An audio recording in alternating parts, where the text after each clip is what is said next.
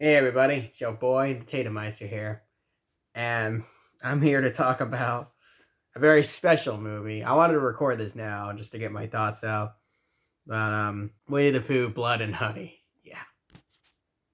So this is a movie I was very much looking forward to, and yeah, to say it delivered is an understatement. This is a movie I'm gonna have fun talking about here because, well, first off, the journey to actually go see this movie was interesting because there wasn't any showings for Winnie the Pooh, Blood and Honey in my county that I lived in, my city. So I had to go to Tampa, which is a little farther than what I'm used to.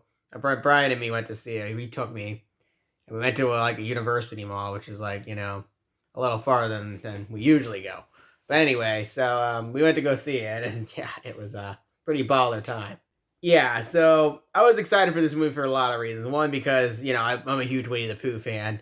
I've been a Winnie the Pooh fan for a long time, and he entered public domain. I was very excited to see this interpretation, a rated R slasher horror kind of drama movie, like very much different than anything we ever got before, like something that wasn't Disney related. So, I mean, the only non-Disney movie that existed before this one was Goodbye Christopher Robin, which is like a doc, it's like a semi, an obviously a biography movie about Christopher Robin and the author of Winnie the Pooh, not really a Winnie the Pooh movie. So technically speaking, this is the first true Winnie the Pooh movie that's not Disney related. Like, yeah, this is the first real, and what a fucking star, because wow, if this is what we're getting out of public domain, then I'm excited for what the future holds for Winnie the Pooh movies. But I mean, now let me be clear: the Winnie the Pooh that's in this movie is a lot different for first off, because it's Winnie the Pooh from the original books, not Winnie the Pooh from Disney. Disney Winnie the Pooh is still owned by Disney. So if they try to use Winnie the Pooh Disney, then people get in trouble. The only reason Winnie the Pooh is in public domain is because of the book Winnie the Pooh. So that's the version that they're using for these adaptations. But anyway, so what can I say about this film? I mean, I know what you're gonna say too. What the fuck? You like the movie? What the fuck? I know the movie got a lot of bad reviews, but listen. I mean, me personally speaking, I enjoy the hell out of this thing. This was one of the best horror slashers I've ever seen. No cap. I mean, the trailer didn't show jack shit. Like, the trailer for this movie showed jack shit. The actual kills in this movie are some of the most brutal deaths I have ever seen in a film. For the low budget, like, the guy that directed the movie, Jake Waterfield, I think that's his name, right?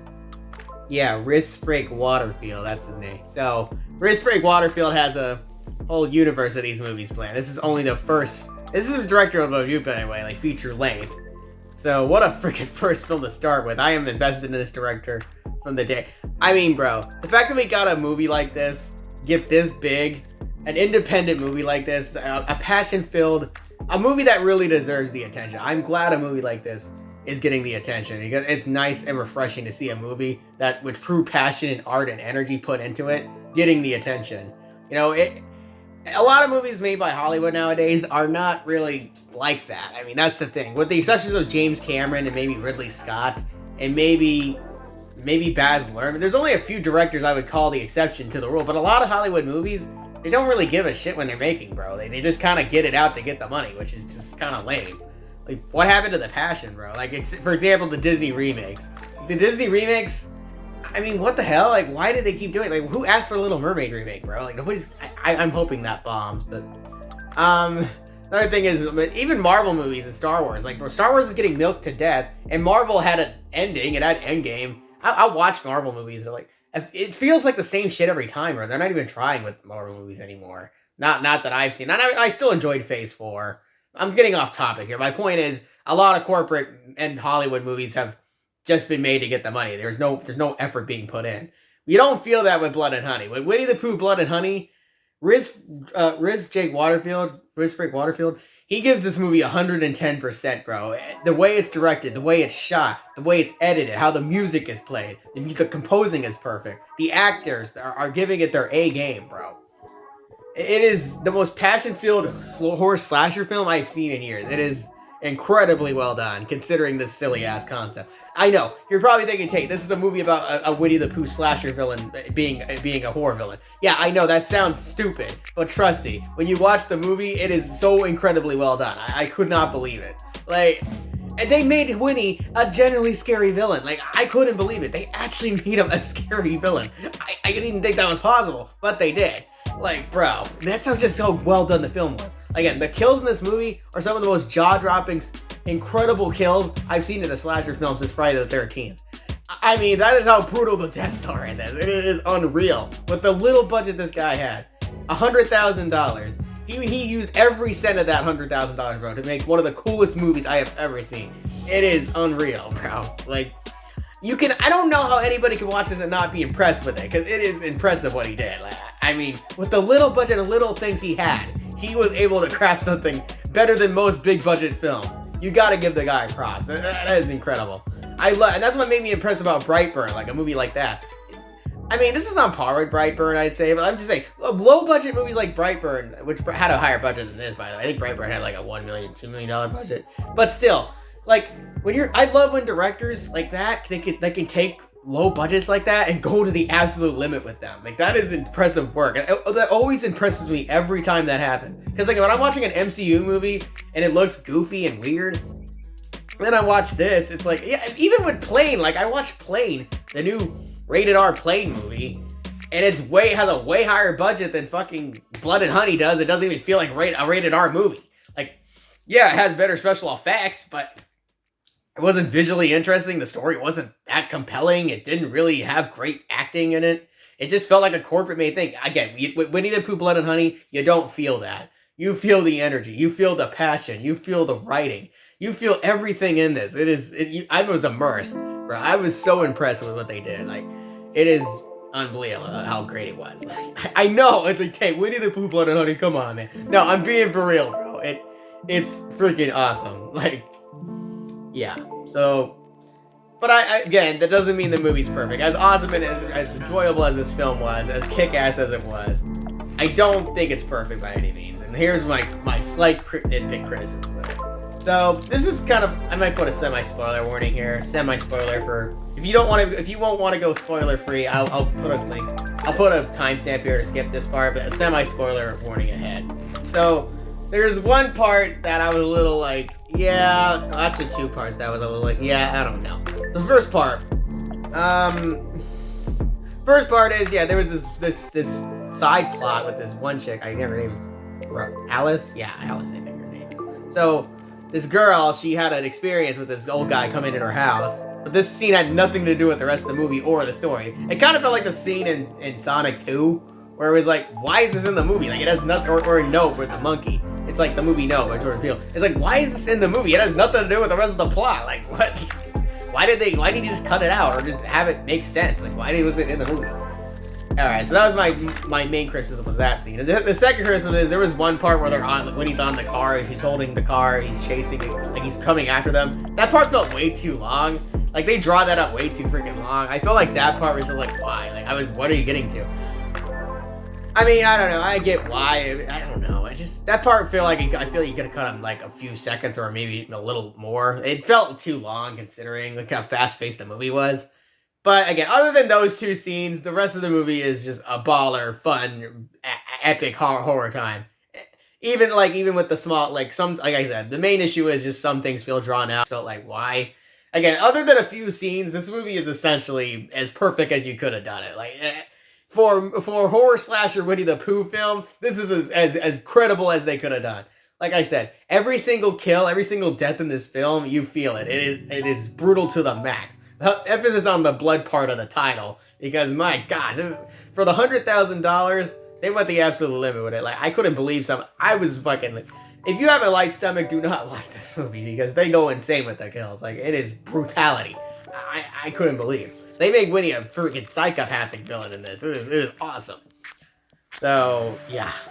Again, I love movies. I love supporting indie films like this. It's nice and refreshing to get a movie like this. And I'm glad, Winnie's in public domains and now people like us, anybody can use Winnie now. It's great. Like, a fan, like a true person, it's nice. It's nice. Public domain's a great thing. I always support public domain work. It's why I went to go see this and why I'm reviewing it. Because it's nice to support it. And guys, again, once you see the movie, you'll see what I'm talking about. Like, don't listen to the critics, form your own opinion. The audience score is higher. A lot of the Winnie-the-Pooh fans like this. But listen, bro, like, it respects the character. It doesn't really. It makes him the villain, but it respects him. And like the guy knows the source material, bro. Like if you read the book, it's really well done. Again, like I was a Winnie-the-Pooh fan, as a horror slasher fan, I was really impressed with it. So this is the opinion you need to hear. Like, listen, guys. I mean, again, with the silly ass concept like this, they made it work, bro. I don't know how. I think the director and the writer made it work, Greg Waterfield, but he made it work somehow. And again, the music and the acting is superb. It is extremely well written, extremely well shot. It is just, it gets straight to the point. It doesn't have too much exposition. Goes straight to the kills. It is just enjoyable beginning to end. It is a great freaking time in the movie, whether you're high, drunk, or anything. It is a blast. I mean, honestly, I don't see how anybody's gonna walk out disappointed, no matter what. I mean, listen, I know some people might be like, "Oh, this movie's just too stupid," but for me personally, I got a lot. So take my opinion with a grain of salt. Maybe you won't like it, but for me personally, I'm giving this a 9 out of 10. This movie was badass. I mean, easily my favorite movie of the year so far. I mean, it was badass to the core. Just incredible, well done. I don't care what people say. I'm probably going to go see it again. It is badass to the core. I don't know if I'm being ironic by saying, again, going into this movie, I knew it was going to be a fun time because the concept alone was just so ridiculous. I thought it was just going to be a funny movie. That's the thing. Going at it, I thought it was just going to be funny. But no, they really made it good. Like, he really actually made a silly concept like this work. I couldn't believe it. Like, I was like, wow, you actually made it work. Like, incredible. Like, it's kind of insane to think this movie is better than Halloween Ends. Like, a movie part of the Halloween franchise. In fact, it's better than I would say like 3 or 4 of the Halloween movies. Like, it's on par with some of the Friday the 13th. This is exactly the same tone that Friday the 13th had. Just gory, violent fun. Like, this is what it was. Like, it was just gory, violent, brutal, epic fun. Like, it felt like old Friday the 13th movies. And that's what I'm happy for. I'm hoping more horror slashers like this will get made. Because it's always a great time. If it's well done like this, and it's well written, it has a great story like this, it can be really great. And it has great even the characters, like most of the characters die in this, but like, well, I won't spoil who dies, but like my point is, even all the characters in this, they were really enjoyable and well done, even though most of them died. I felt connected. So that when the deaths happened, they were just, you know, again, the deaths you felt for them. Like, they were violent. It was just, oh my God. Anyway, my point is, guys, if you're looking for a super fun, enjoyable horror slasher film, Winnie-the-Pooh Bloody Honey is right up your alley. It is, again, extraordinarily well done considering. Like, I thought it was just going to be a goofy-ass, stupid, they're not going to try, it's just going to be goofy, you know, they're not just doing it for the money. No, bro, it was not like that at all. Like, it was just a complete fan passion project. Like, a complete, yeah. One of the most passionate works of fiction I have ever seen done in a film. It is awesome. Extremely great. Like, I'd watch it again, for sure. I'm going to buy it on DVD. But yeah, I'm very excited to see how they handle the sequel, because the sequel will come out in 2025 or 2024. It's coming out in a couple of years, and that means they'll have Tigger in public domain. See, Tigger's not in this movie because he wasn't in public domain yet, so he's not part of the crew or the cast of the story. So I'm wondering how they'll do his character, how Rise will do his character specifically, because I mean, Winnie's a villain in this, so I'm assuming what they'll do is they'll have Tigger be more of a good character, and they'll have them fight in the second one. That's just my theory what's going to happen in the sequel. But yeah, I mean, I don't know. I hope Tigger's well done. I mean, they did everybody else. Piglet was pretty well done. I mean, again, Winnie himself was fucking ballistically awesome and perfect. Like, I don't think he could have done it. Like, bro, Winnie was a fucking savage in this, and his power, like, I know, you're probably like, Tim, what the fuck? Why are you overhyping this stupid-ass movie so much? Well, listen, I just enjoy passionate works of fiction, passionate work. When I see something well done, I gotta give it props. Winnie-the-Pooh Blood and Honey is just the director deserves all the praise in the world. I'm gonna watch anything this guy makes now because I enjoyed the hell out of this. It's great. It makes fun of, you know, Disney. It gives us the middle finger to Hollywood. It does everything I wanted it to do. It was just awesome. Like, truly fucking awesome. And I'm glad it's getting money. I'm glad it's getting the recognition. I'm glad it's getting the wide release. It deserves all of the attention in the world because it was worth it for me. It was worth the drive. I drove to Tampa with Brian. It was worth the drive. It was worth the effort to get to see it. It was just awesome. That's all I gotta say, really. I mean, I know you just heard me rant about how awesome Winnie-the-Pooh Blood and Honey is for 15 minutes.